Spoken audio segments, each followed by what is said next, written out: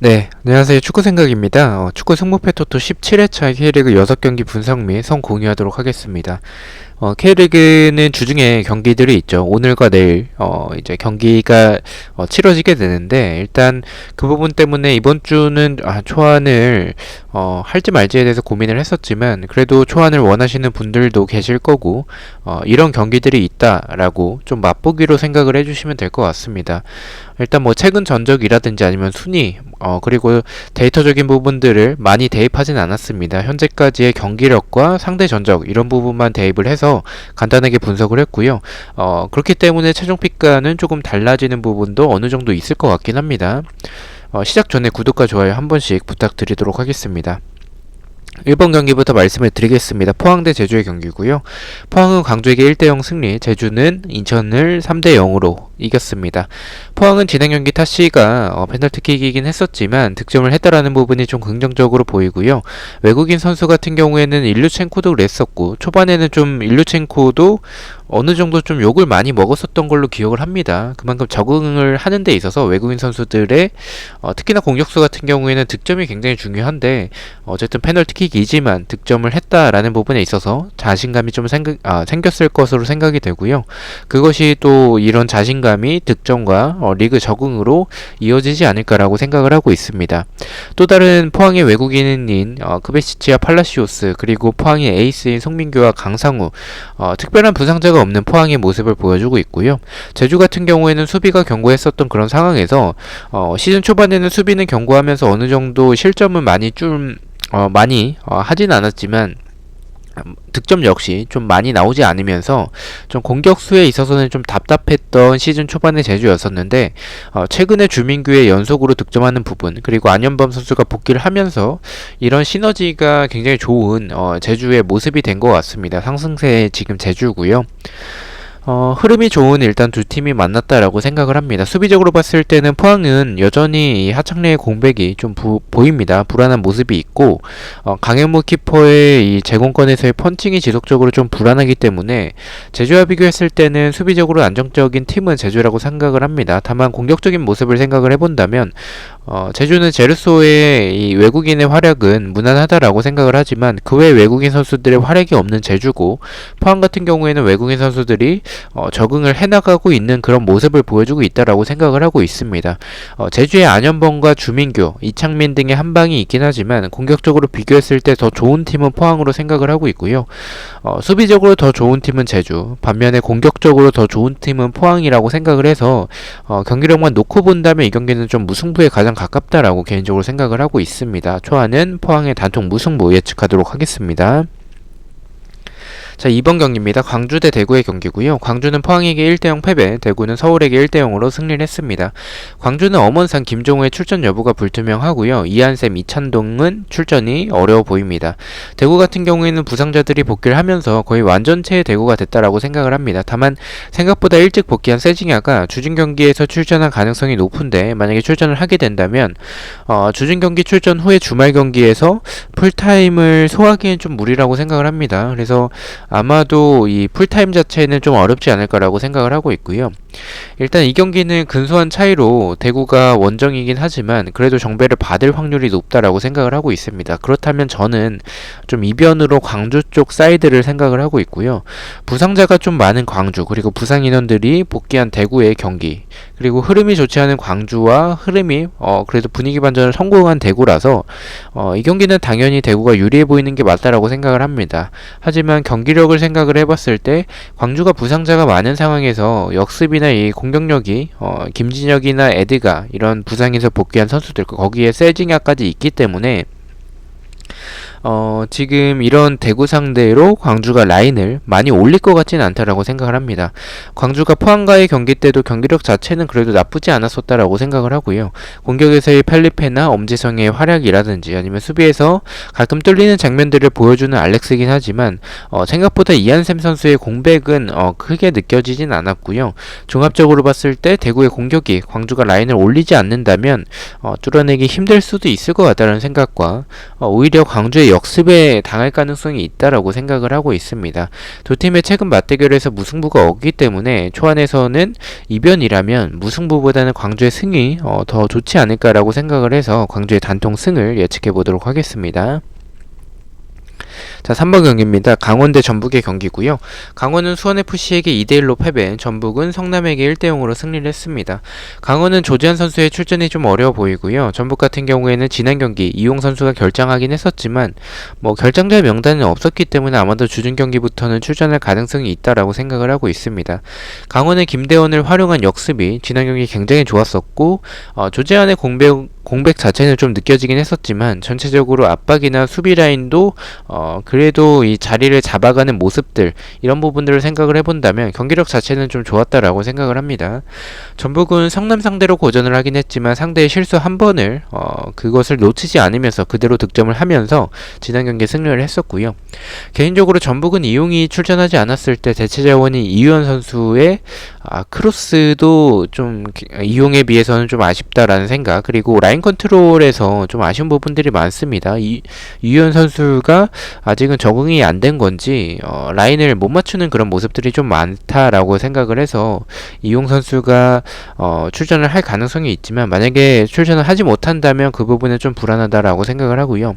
특히나 이용 선수가 나이가 있기 때문에 울산전에서는 풀타임을 소화할 가능성이 높은데, 그렇다면 주말 강원과의 경기에서는 어느 정도 좀 휴식을 취하게 해주면서 로테이션을 돌릴 가능성이 있다라고 생각을 하고 있습니다.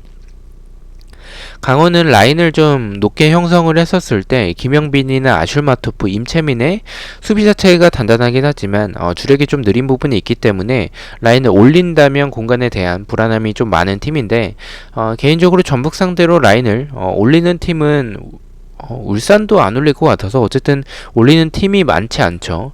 이렇게 라인을 좀 내렸을 때 강원의 3백 말씀드린 3명의 아슐마토프와 김영빈, 임채민 이런 수비가 저는 견고하다라고 봐서 전북이 쉽게 뚫어내기는 좀 어렵다라고 생각을 하고 있습니다. 이변을 생각하고 있는 경기고요. 전북이 주중 경기에서 승리하지 못한다면 강원의 승무 투픽을 좀 고려할 정도로 이변을 생각하고 있습니다. 이번 시즌에는 강원이 시즌 초반에 전북에게 패배하긴 했었지만 작년에는 전북에게 모두 승리를 했었던 강원이라서 강원의 승도 일단은 고민을 하고 있는 경기입니다. 초안에서는 승무 투픽보다는 그래도 안전하게 강원의 무패 투픽을 추천드리도록 하겠습니다. 자, 7번 경기입니다. 인천 대 울산의 경기고요. 인천은 제주에게 3대0 패배, 울산은 수원 삼성에게 3대0으로 패배를 했습니다. 인천은 아마도 무구사의 출전은 그래도 가능해 보이고요. 오재석의 출전 여부는 불투명한 상황입니다. 울산 같은 경우에는 이청용 외에는 특별한 부상자는 없어 보이고요.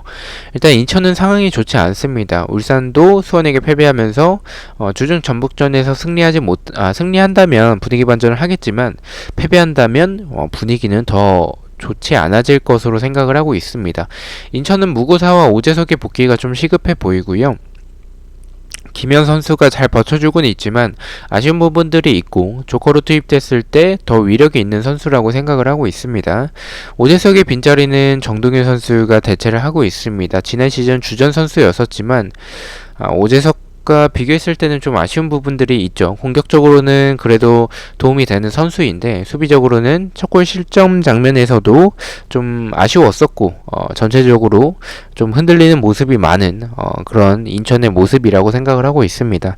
김광석 같은 경우에는 포항에서 행복축구 하다가 지난 경기 굉장히 답답해하는 모습을 보였습니다. 좀 안타까울 정도로 좀 이 선수들에 있어서 좀 답답해하는 그런 모습들이 보였었고요. 분위기가 좋지 않은 두 팀이지만 울산과 이천을 비교할 팀은 아니라고 생각을 합니다. 울산은 스쿼드 자체가 워낙에 좋고 힌터제어 선수의 활약 자체는 아쉽긴 하지만 그래도 박호나 이동준, 윤빛가랑 김인성 등이 좋은 선수들을 보유하고 있기 때문에 인천이 라인을 내리더라도 지금의 인천 수비진의 모습이라면 울산이 무난하게 이길 경기라고 생각을 하고 있습니다. 인천의 단통패 예측하도록 하겠습니다. 자, 8번 경기입니다. 수원FC 대 서울의 경기고요. 수원은 강원에게 2대1 승리, 서울은 대구에게 1대0으로 패배를 했습니다. 서울은 기성용, 박주영의 출전 여부가 불투명한 상황이고요. 고유한의 출전은 당분간은 어려워 보입니다. 이 경기가 일단은 이번 회차 K리그 경기들 중에서 가장 좀 어렵게 느껴졌었던 경기고요. 서울 같은 경우에는 경기력 자체는 나쁘지 않아 보이긴 하지만 득점이 좀 안 터지는 모습, 제공권이 좋은 선수가 없는 그런 전방이었죠. 어쨌든 뭐 약간 제로톱 형식으로 나왔었기 때문에 그런 전방에 크로스만 주구장창 올리는 모습이 모에스 시절의 맨유가 떠올랐습니다. 그만큼 좀 효율적이지 않은 크로스만 계속 올렸습니다. 약간 맨유가 풀럼 상대로 크로스 81개 했었던 그런 모습이 떠오를 정도로 계속 크로스만 올리는 그런 답답한 모습이 보였었고요. 팔로세비치나 나상호, 오스마르 등 이렇게 좋은 선수들을 보유하고 물론 공격에서의 이 공격수의 부재는 분명히 있긴 하지만 4연패를 할 정도의 전력은 아니라고 생각을 하고 있습니다. 수원 같은 경우에는 그래도 강원을 홈에서 잡아냈습니다. 최근 패배가 없고 흐름이 좋았었던 강원 상대로 승리를 만들어냈었던 수원FC이고요. 그리고 한승규와 이영재 선수의 복귀는 분명 수원 공격에 있어서 엄청난 플러스 요인으로 생각을 합니다. 이 두 선수가 복귀하고 나서 물론 뭐 이 슈팅하는 장면에 있어서는 좀 볼을 끈다거나 그런 부분들은 있긴 하지만 그래도 확실히 있을 때와 없을 때의 차이는 굉장히 크다라고 생각을 합니다. 서울의 분위기가 좋지 않고 홈에서는 나쁘지 않은 그런 수원, 부상자들이 복귀한 수원이라서 수원승을 좀 고민을 했었지만 어쨌든 수원은 후반전에 체력이 떨어지는 모습이 보이는 팀이고 서울 같은 경우에는 경기력 자체는 그렇게 나쁘지 않다라는 점에 있어서는 이 경기를 결정을 내리기가 좀 어려웠었습니다. 경기력만 놓고 봤을 때는 무승부에 가깝다라고 생각을 하고 있지만 어쨌든 뭐 승무패가 다 나올 수 있는 경기라고 생각을 하고 있기 때문에 초안에서는 수원의 승무패로 지어보도록 하겠습니다. 이 경기는 고민을 좀 많이 해봐야 될 것으로 보이고요. 최종패까지 지속적으로 고민을 해보도록 하겠습니다. 자, 마지막 경기입니다. 성남 대 수원삼성의 경기고요. 성남은 전북에게 1대0 패배, 수원삼성은 울산에게 3대0으로 승리를 했습니다. 수원은 김건희, 김민우, 한석종의 출전 여부가 불투명한 상황이고요. 성남 같은 경우에는 지난 경기 물리치가 없던 상황에서 김현성 선수가 출전을 했습니다. 이번 시즌 첫 출전이었죠. 지난 시즌에는 그래도 가끔씩 이제 출전하는 모습들이 보였었는데 이번 시즌은 처음으로 출전을 했었고요. 최근에 리차드, 마상훈, 이창용 등 수비가 최근에 좋은 그런 성남이고 좌우측 풀백으로 나오고 있는 이시영과 이태희의 활약도 굉장히 좋습니다. 이시영 같은 경우에는 크로스적인 부분, 킥력에 대해서는 좀 아쉬운 부분들이 있긴 하지만 활동량도 많고 수비적으로는 그래도 좋은 선수라고 생각을 하고 있고요. 전체적으로 공격을 만들어가는 과정 자체가 좀 아쉬운 성남이긴 하지만 그래도 밀리치가 나온다는 점에 있어서는 다행으로 생각을 하고 있습니다. 선삼성 같은 경우에는 정상빈과 김건희의 활약 그리고 정상빈과 강영무 선수의 호흡이 굉장히 좋았었고요. 고승범은 여전히 잘하는 모습을 보여줬었습니다. 전체적으로 밸런스도 좋았고 좌우 전환을 빠르게 하는 모습들이 좋았습니다. 김민우가 안 나오면서 좋은 부분은 이기재 선수가 킥을 전담을 하게 되는데 굉장히 위협적입니다. 이 세트피스에서의 올리는 크로스라든지 아니면 직접 프리킥으로 슈팅을 하는 그런 모습들이 위협적인 이기재의 킥력이었습니다. 수원이 주말에 울산을 잡아내긴 했었지만 상대팀이었던 울산은 라인을 내리는 팀은 아니죠. 그리고 최근에 김기희와 불투이스의 수비도 단단하지 않은 그런 울산이었다라는 점을 참고를 해야 될 것 같고요. 성남 같은 경우에는 공격적으로 나오기보다는 일단 수비적으로 나올 확률이 높습니다. 현재 성남의 견고한 수비를 김건희의 출전 여부가 좀 불투명한 상황에서 정상빈만으로 또는 제리치 네, 어쨌든 뚫어내기는 좀 어렵다라고 생각을 하고 있습니다. 수원이 고전할 경기로 생각을 하고 있는 상황이고요. 밀리치를 활용한 이런 성남에서의 역습이나 수원의 수비가 헬리가 없기 때문에 제공권에서 불안한 장면들은 계속 있습니다. 성남은 뮬리치가 뭐 헤딩을 잘한다라고 볼 수는 없겠지만 어쨌든 뭐 머리에는 갖다 맞추기 때문에 세컨볼이 성남 쪽으로 좀 흘러간다면 이것이 또 찬스가 될 수도 있을 것 같다라고 생각을 하고 있습니다. 저는 성남의 단통 승을 예측하도록 하겠습니다. 자, 이렇게 K리그 6경기에 대해서 공유를 드렸고요. 드렸다시피 일단은 뭐 데이터라든지 아니면 이 주중 경기에서의 경고로 인한 징계 또는 퇴장으로 인한 징계 또는 부상자가 나올 수 있기 때문에 최종 픽가는 조금 바뀌는 부분들도 있을 것 같습니다. 일단 경기들 다 확인을 해보고 나서 최종 픽에 반영을 하도록 하겠습니다. 저는 내일 라리가 8경기 분석 및 초안픽 영상으로 찾아뵙도록 하겠습니다. 시청해주셔서 너무나도 감사드리고 구독과 좋아요 너무나도 감사합니다. 감사합니다.